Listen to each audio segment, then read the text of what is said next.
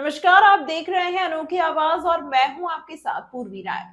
बाबा बागेश्वर की पदयात्रा 9 दिन का सफर तय कर अब अपने अंतिम पड़ाव ओरछा पहुंच गई है। पंडित धीरेन्द्र शास्त्री ने पहुंचकर सबसे पहले राजा राम के दर्शन किए। जनता से बात करते हुए धीरेन्द्र शास्त्री ने फिर सनातन एकता की दहाड़ मारी।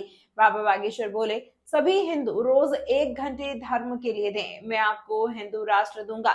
बाबा बागेश्वर ने बड़ी संख्या में हिंदुओं की मौजूदगी में हनुमान चालीसा का पाठ भी किया। खंडवा की पवित्र धरती पर आने का सौभाग्य मिला और खंडवा का इतिहास है, देश की रक्षा के लिए, धर्म की रक्षा के लिए लड़ने वाले योद्धाएं खंडवा में ही जन्म लेते हैं। सिमी जैसे आतंकियों का समाप्त करना, यहाँ के नौजवान इकट्ठा होना, ये एक बहुत बड़ी बात है।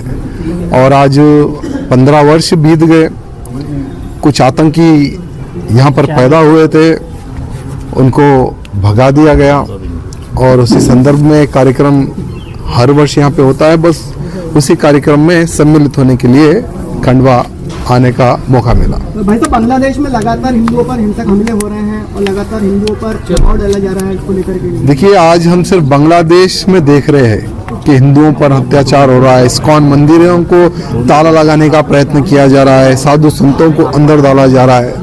हमारे भारत में भी कुछ राज्यों में बांग्लादेश से ज्यादा भी अत्याचार हुआ सो है। आज हम बंगाल में देख सकते हैं कि किस तरह से आज भी हिंदुओं पर अत्याचार हो रहा है। इसलिए बांग्लादेश को तो भारत किस प्रकार से सबक सिखाएगा, ये तो बांग्लादेश का जिहादी देखेगा। साथ में यहाँ पर भी जिन जिन लोगों को सबक सिखाना है उनको भी सिखाया जाए। अशोक भैया ने मुझे यहाँ इनवाइट किया, यहाँ पर बुलाया, गुरुजी से मुलाकात हुई और माथा तो टेकना ही था, आशीर्वाद तो लेना ही था। नाजिया आज अगर जिंदा है, नाजिया आज अगर बची हुई है, नाजिया अगर जिहादियों से सुरक्षित है, तो वो तो हर हर महादेव की कृपा है, भगवान राम की कृपा है जो मैं बची हुई हूँ। बहुत अच्छा लगा है।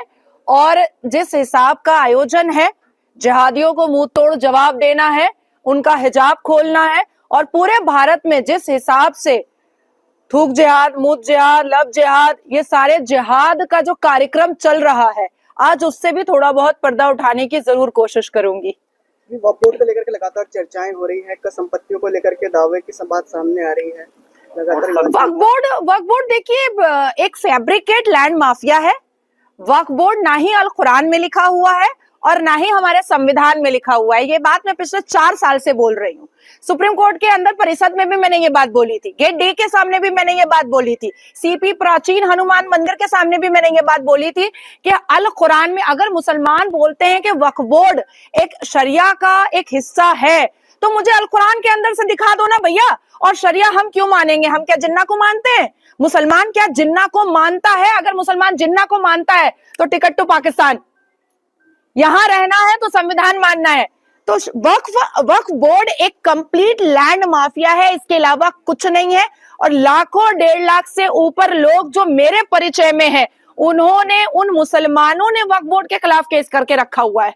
अब आप बताइए, इस्लाम है ही 1450 साल का, 1500 साल की मंदिर इनके अब्बा की कैसे हो गई या अम्मा का जहेज कैसे हो गया?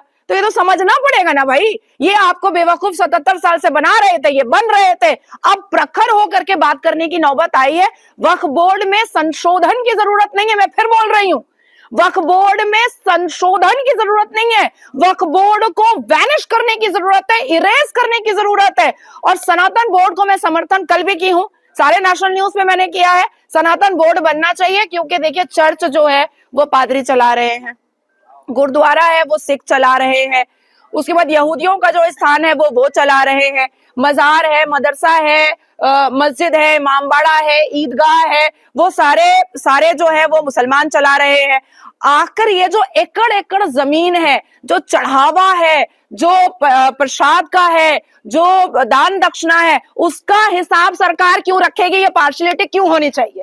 ये पार्शियलिटी सिर्फ सनातनियों के साथ, सबसे बड़ी मेजोरिटी ये सनातनी है और उन्हीं के साथ पार्शियलिटी, तो ये और बर्दाश्त नहीं किया जाएगा। या तो मौलवी मुल्ला ये बताए कि अल कुरान के कौन से पारा, कौन से सूरा, कौन सी आयत में वक्फ बोर्ड लिखा हुआ है, तो हम मानेंगे, और नहीं तो संविधान में बताए कि कौन से आर्टिकल, कौन से चैप्टर, कौन से सेक्शन, कौन से सब सेक्शन में लिखा हुआ है, तो हम मानेंगे। और अगर दोनों में कहीं नहीं लिखा हुआ है तो इसको वैनिश करना चाहिए, इरेज कर देना चाहिए, ताला लगा देना चाहिए। अजमेर को लेकर बात सामने आ रही है, अजमेर में वाकई में क्या वहाँ शिवलिंग है? इसको लेकर सुप्रीम कोर्ट ने जांच के आदेश भी दिए हैं। देखिए, अजमेर को तो ऐसे भी मैंने कहा कि अल कुरान की आयतों के हिसाब से मजार परस्ती जो है वो गुनाह है, और अबू मरतहद ने प्रॉफिट मोहम्मद सल्लल्लाहु अलैहि वसल्लम को कहा था कि जो कोई भी मजार परस्ती करेगा उसको जन्नत नहीं जाने दिया जाएगा। तो ऐसे भी हथौड़ा मार देना चाहिए था। जो पैगंबर मोहम्मद के जो फॉलोअर है उनको तो खुद ही जाकर के हथौड़ा मार देना चाहिए था। लेकिन बात यहाँ पर यह आती है कि यहाँ पर मेजॉरिटी हिंदुओं की है, हमेशा से हिंदुओं का यहाँ रहन सहन रहा है। और जिस हिसाब से अजमेर 1992 किसी से नहीं छुपा हुआ है, और जिस हिसाब से अभी एक पिटिशन दायर हुआ है और पिटिशन को एक्सेप्ट किया गया है, उस पिटिशन में आगे देखते हैं क्या होगा। मंदिर होगी तो मंदिर वाले को मिलेगा, और मजार तो ऐसे भी नहीं है भाई अल कुरान के हिसाब से। तो मुझे ऐसा लगता है कि एएसआई का डर उसको होता है जिस चोर की दाढ़ी में तिनका होता है। अगर चोर की दाढ़ी में तिनका नहीं है तो भाई आर्कियोलॉजिकल सर्वे रिपोर्ट से डरते काहे हो?